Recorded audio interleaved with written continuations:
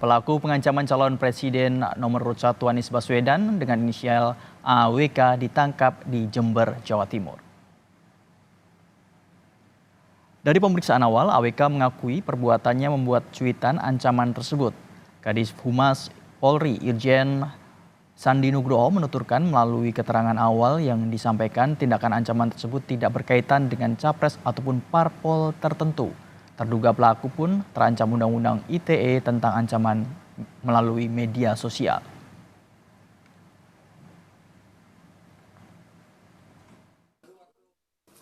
Sampai dengan saat ini, alhamdulillah tidak ada terkait masalah itu, informasi awal. Makanya yang kami tekankan bahwa apakah benar itu akunnya, benar itu akunnya, dan apakah benar dia yang membuat cuitan itu juga sudah diakui. Ancaman yang dilakukan oleh pelaku tersebut bisa dikenakan di dalam Undang-Undang ITE pasal 29, yaitu pengancaman melalui media. Keluarga mengaku kaget atas penangkapan AWK. Menurut kakak pelaku, saat itu ia bersama bapak dan adiknya AWK sedang mengantarkan pesanan barang. Tiba-tiba mobil yang dikendarai diberhentikan oleh anggota kepolisian Polda Jawa Timur. Polisi kemudian membawa AWK untuk diperiksa.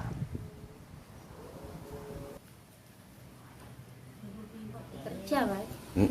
Waktu nganterin Brambang di toko di Jember itu, ya waktu saya sudah mengantarkan, sudah mengambil uang dari toko, ya saya harus pindah pasar, soalnya kan enggak, pasar itu pindah-pindah. Waktu mau jalan, orang-orang mobil di stop, kontak direbut dari bapak, orang-orang adik saya ditangkap, terus menanyakan kalau ya mas langsung orang-orang digawa ngono ya mas, bilangnya dari Polda Jatim. Dari Polda Jatim ya.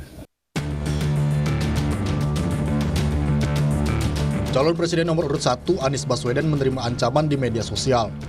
Anies diduga diancam ditembak saat sedang live di aplikasi TikTok. Tak butuh waktu lama, polisi berhasil menangkap terduga pelaku dengan inisial AWK. Melalui keterangan tertulis, Capres nomor urut 1 Anies Baswedan mengapresiasi Kapolri dan berharap pelaku bisa dibina. Semoga pelaku masih bisa diberikan pembinaan dan disadarkan bahwa apa yang ditulisnya itu bisa berbahaya serta dapat mengirim pesan yang salah kepada publik luas, kata Anies lewat keterangan tertulisnya.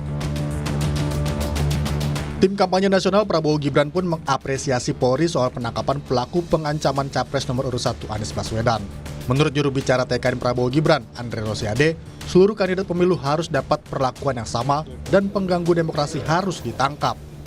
Sudah ditangkap oleh polisi, tentu kita apresiasi. Menurut saya siapapun tidak berhak ya mengganggu proses demokrasi kita. Saya mendukung ya, mengapresiasi langkah cepat aparat kepolisian bagi para menangkap dan menghukum para pengganggu demokrasi.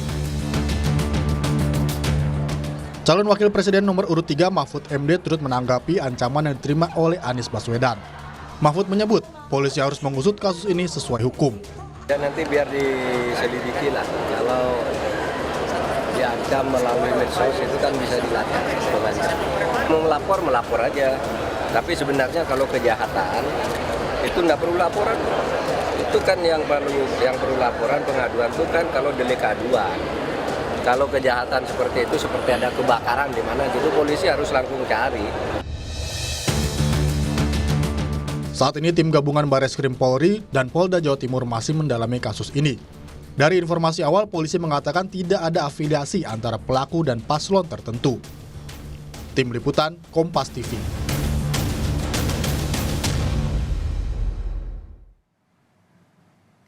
Merespon adanya ancaman pada Anies Baswedan di media sosial, Cawapres nomor urut 1 Muhaimin Iskandar menyebut tim hukum Amin tidak akan tinggal diam. Selain menyerahkan kasus ke polisi, Caimin menyebut tim hukum Amin akan mencari bukti kuat dan akan melaporkan kasus pengancaman ini kepada Presiden Joko Widodo. Dan ini lagi saya proses, nanti kalau benar akan saya laporkan Pak Presiden langsung. Gus, tapi mengenai pengancaman tadi, Gus, ini tim Amin sendiri menganggapnya serius nggak, Gus? Serius, kita akan proses. Kalau nanti buktinya kuat, saya lapor Presiden. Gus, terkait kesemprotan